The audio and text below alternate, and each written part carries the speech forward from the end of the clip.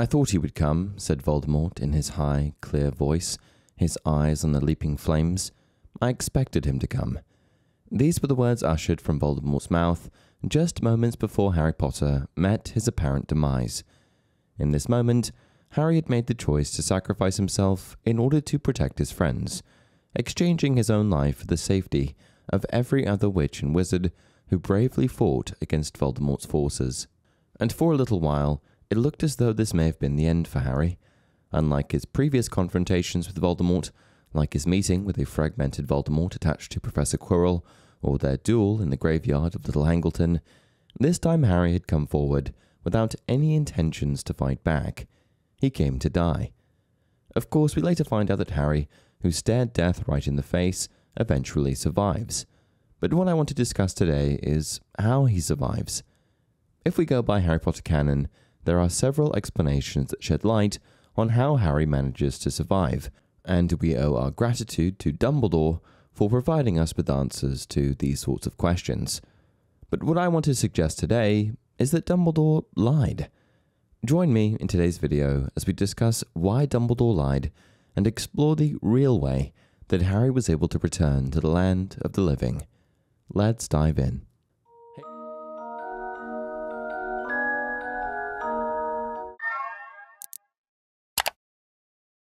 Hey everyone, welcome to another installment of Harry Potter Theory.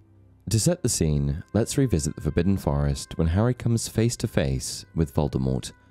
"Harry Potter," Voldemort said very softly. His voice might have been part of the spitting fire. "The boy who lived." None of the Death Eaters moved. They were waiting. Everything was waiting. Hagrid was struggling, and Bellatrix was panting, and Harry thought inexplicably of Ginny and her blazing look, and the feel of her lips on his. Voldemort had raised his wand. His head was still tilted to one side, like a curious child, wondering what would happen if he proceeded. Harry looked back into the red eyes and wanted it to happen now, quickly, while he could still stand, before he lost control, before he betrayed fear. He saw the mouth move in the flash of green light, and everything was gone. After this exchange with Voldemort, Harry is hit with the killing curse, and the next thing we see is Harry waking up in a strange place, a place unlike anything else we had seen previously. He lay in a bright mist, though it was not like mist he'd ever experienced before. His surroundings were not hidden by cloudy vapor. Rather, the cloudy vapor had not yet formed into surroundings. The floor on which he lay seemed to be white, neither warm nor cold, but simply there, a flat, blank something on which to be. It would be reasonable at this point to conclude that Harry is dead and that he has come to a sort of afterlife. In fact, that's the conclusion that Harry comes to as well, having the following exchange with his old headmaster. "But you're dead," said Harry. "Oh yes," said Dumbledore matter-of-factly. "Then I'm dead too?" "Ah," said Dumbledore, smiling still more broadly. "That is the question, isn't it? On the whole, dear boy, I think not." But here's where it gets a little complicated, because the conversations that Harry has with Dumbledore suggest that he isn't dead. As the pair continue their conversation, Dumbledore explains that Harry is in fact still very much alive because his soul is entirely intact. What this meant for Harry is that, yes, he could choose to go on to the afterlife, but he also had the much better option of returning to the land of the living as a whole person. Harry could board the train and go on, or he could just return to where he came from. Harry chose the latter. The explanation for this given in the books is twofold. The first reason that Harry survives is because of his mother's sacrifice, because you see, the same magic that had protected him for all his life was still tethered to the land of the living as it ran through Voldemort's veins. Years prior, Voldemort rebuilt his body using Harry's blood, and this kept Harry anchored to the mortal realm. "Precisely," said Dumbledore. "He took your blood and rebuilt his living body with it. Your blood in his veins, Harry. Lily's protection inside both of you. He tethered you to life while he lives." The next explanation for Harry's survival and his preserved soul is that Harry's soul wasn't hit with the killing curse, but rather the piece of Voldemort's soul latched to Harry was. Dumbledore seems to confirm this when he assures Harry that the part of Voldemort's soul that was inside of him was destroyed. "Your soul is whole and completely your own, Harry.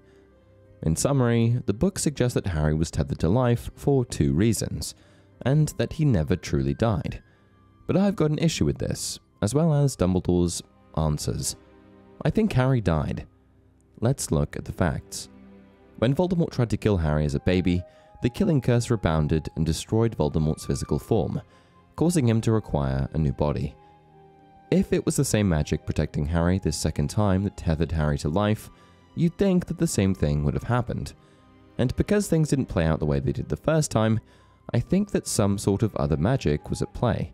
Another thing worth mentioning is that when Harry was hit by the killing curse as a baby, it left a visible mark. The second time around, this didn't happen, which could suggest, once again, that some sort of other magic was involved. One other aspect to consider here is that in order to destroy a Horcrux, its container must be destroyed. We know that for certain, and if that's the case, then Harry's body would have needed to have been destroyed in order for the piece of Voldemort's soul inside of him to be destroyed. But we know that Harry's body was very much intact. Therefore, to kill the part of Voldemort's soul inside Harry, Harry too had to be destroyed. If Lily's protection had been responsible for Harry's survival during the final battle, it would imply that Harry could not have died. However, this would mean that the piece of Voldemort's soul inside Harry would have remained alive as well. So, Harry must have been killed. Furthermore, if Harry truly had the option to move on in the King's Cross limbo, that is, advance to the afterlife properly, I suspect that he must have well and surely been dead. The last piece of evidence supporting the fact that Harry truly did die is that after being struck down by Voldemort's curse, he inadvertently cast a piece of sacrificial magic that protected all of his allies. I've done what my mother did. Haven't you noticed how none of the spells you put on them are binding? You can't torture them. You can't touch them. Lily died casting that piece of magic. Therefore, for Harry to have cast the same spell, I suspect that he would have had to have suffered a similar fate. I think there was other magic at play here that gave him the choice to return to life. Magic related to 3 little magical artifacts you may have heard of, the Deathly Hallows. And before Harry was shot down by Voldemort's killing curse, he found himself in a unique circumstance. He was the Master of Death. The concept of being a Master of Death is directly tied to possessing all 3 Deathly Hallows. The idea is that the person who wields all 3 Hallows would become the true Master and Conqueror of Death, able to wield all 3 immensely powerful magical objects at once. Before venturing into the Forbidden Forest to face Voldemort, Harry was covered by the invisibility cloak, held the Resurrection Stone in his grasp, and was regarded as the Elder One's loyal owner by extension. And what's important to note here is that being a Master of Death represents different aspects of mortality and its relationship with power, resurrection, and invisibility. The Elder Wand signifies the power over others. The Resurrection Stone represents the longing for life after death, and the Invisibility Cloak symbolizes the ability to evade the inevitability of death. Together, these hallows create a triad that encompasses the different facets of humanity's relationship with mortality. And why is this relevant? Because it allowed Harry to conquer death and return to the land of the living after dying. Because Harry chose not to defend himself when facing Voldemort in the forest, Harry wasn't truly defeated, which meant that the allegiance of the Elder Wand didn't change. Therefore, it's possible that if Harry had tried to defend himself and subsequently lost ownership of the Elder Wand, he no longer would have been Master of Death and potentially would have lost the option to return to the land of the living. But now you may be wondering, why? Why would Dumbledore lie about all of this and create some elaborate story to feed Harry? The answer here is that Dumbledore knew all too well the dangers of having that sort of power, and how the allure of inconceivable strength bears the potential to change people. If he told Harry the truth, that he was the Master of Death, it's possible that it could have gone to his head.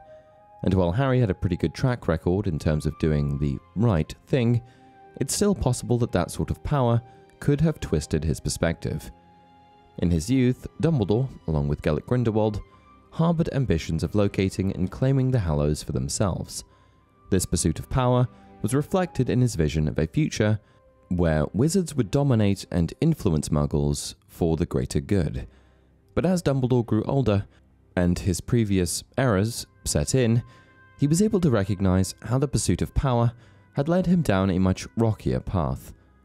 Dumbledore simply never wished for Harry to endure the same thing. And that's it for this video. Had you ever questioned Harry's death and how unusual everything seemed? Let me know down in the comment section below. Until next time, remember, it does not do to dwell on dreams and forget to live.